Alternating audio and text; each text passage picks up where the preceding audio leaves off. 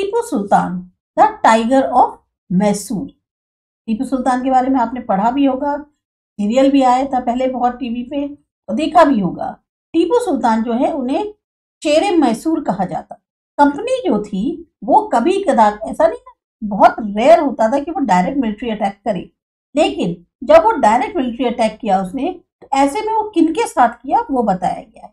Company ने direct military, एक confrontation मतलब होता है आमने सामने खड़ी हो जाना सेना का, वो तब हुआ जब उन्हें लगा कि उनके पॉलिटिकल और इकोनॉमिक इंटरेस्ट को खतरा है, तभी वो जो है इस तरीके से आमने सामने वाली वॉर पे खड़ी होती थी। ये जो है एक तरह से बताया जा सकता है जो उनके साथ हुआ southern Indian state of Mysore जो था उस केस में। मैसूर ने जो है काफी ज्यादा स्ट्रेंथ एक्वायर कर ली थी, क्योंकि वहां पर पावरफुल रूलर्स की लीडरशिप रही, जैसे कि हैदर अली ने रूल किया 1761 से 1782 तक, और फिर उसके बाद आए उनके सबसे ज्यादा जो फेमस सन थे टीपू सुल्तान, जिन्होंने रूल किया 1782 से 1799 तक।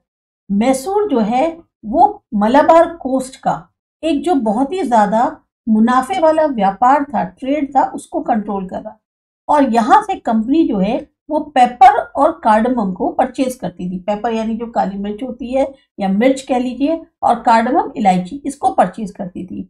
ये जो मलाबार कोस्ट पर ट्रेड होता था इसका ये पूरा कंट्रोल में था मैसूर के।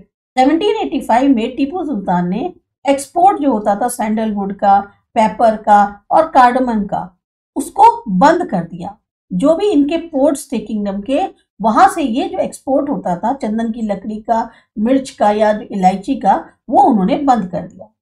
और साथ ही साथ जो लोकल मर्चेंट्स थे उनको मना कर दिया कि वो ट्रेडिंग नहीं करेंगे कंपनी के साथ।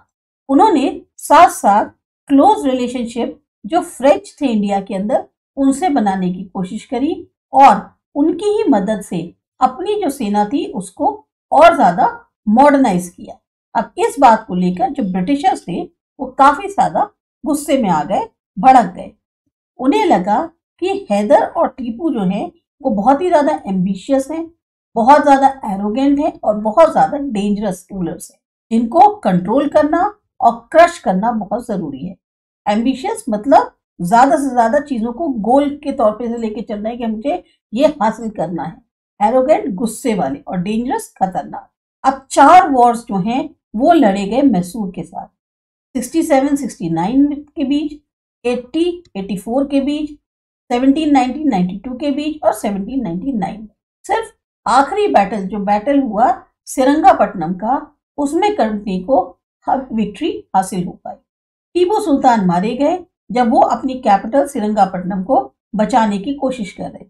फिर मैसूर को जो है एक तरह से जो पहले की रूलिंग डायनेस्टी थी वोडियार्स की, उनके साथ जो है फिर एक तरह से जैसे कामकाज, जब टीपू सुल्तान तो मारे गए, अब कोई तो डायनेस्टी होगी जो इसको आगे बढ़ाएगी।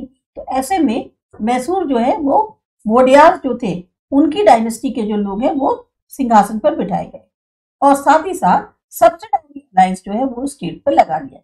सब्सिडायरी अलायंस हमने अभी पढ़ा था कि मजबूर किया जाएगा कि आप सेना नहीं रखेंगे, सेना आपकी जगह जो है हम मेंटेन करेंगे और उसका पैसा आप हमें देंगे, नहीं दिया तो आपकी टेरिटरी का कुछ हिस्सा हमारा हो गया। तो अब यहाँ पर आप देख सकते हो फिगर 8 में टीपू सुल्तान की इमेज दिखाई गई है। यह फिगर 9 में कॉर्नवालिस जो हैं वो रिसीव कर रहे हैं टीपू सुल्तान के बच्चों को एक हॉस्टेज यानी बंदी के तौर पे, और इसको पेंट किया गया है डैनियल ओर्मे के द्वारा 1793 में। कंपनी जो फोर्सेस थी वो हार गई हैदर अली और टीपू सुल्तान से कई सारे बैटल्स में, लेकिन 1792 में जब अटैक किया गया कंबाइंड फोर्सेस मराठास, निजाम हैदराबाद और कंपनी के, तो टीपू को जो है मजबूर होकर एक ट्रीटी साइन करनी पड़ी ब्रिटिश के साथ, जिसमें उनके दोनों बच्चों को बंदी के तौर पर ले गए थे बनाकर। ब्रिटिश पेंटर्स जो हैं हमेशा ऐसे सीन्स को पेंट करते थे जो ब्रिटिश पावर की विजय को दर्शाता था। फिगर 10 जो दी हुई है ये टीपू का टॉय टाइगर दिखाया है। ये एक पिक्चर है बहुत ही बड़े मैकेनिकल टॉय की जो कि टीपू के पास था। आप देख सकते हैं कि कैसे टाइगर जो है वो यूरोपियन सोल्जर के ऊपर चढ़ा हुआ है और उसे मार रहा है। जब इसका हैंडल जो है टर्न किया जाता है तो जो टॉय टाइगर है वो दहाड़ता है और सोल्जर जो है वो चीखता है। ये टॉय टाइगर इस टाइम पे विक्टोरिया और एल्बर्ट म्यूजियम में रखा गया है लंदन के अंदर।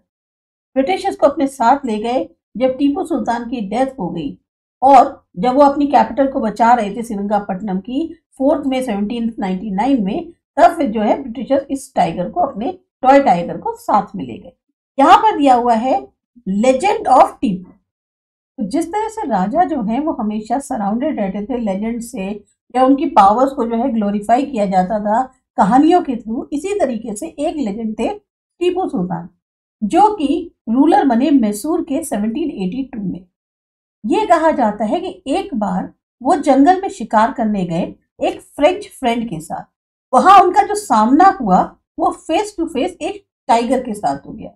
अब उनकी गन जो है उसने काम नहीं किया और उनका जो चाकू था, डैगर जिसे चाकू कहते हैं, वो जमीन पर गिर गया। तो उन्होंने जो है निहत्थे टाइगर से लड़ाई लड़ी जब तक कि वो जो है इस तरह से मैनेज नहीं कर पाए कि वो नीचे पहुंचकर अपने डैगर को उठा ले। फाइनली उन्होंने जो है टाइगर को इस बैटल में मार दिया। उसके बाद से जो है वो टाइगर ऑफ मैसूर के नाम से जाने लग गए और इसीलिए टाइगर की ही इमेज जो है उनके फ्लैग पे भी है।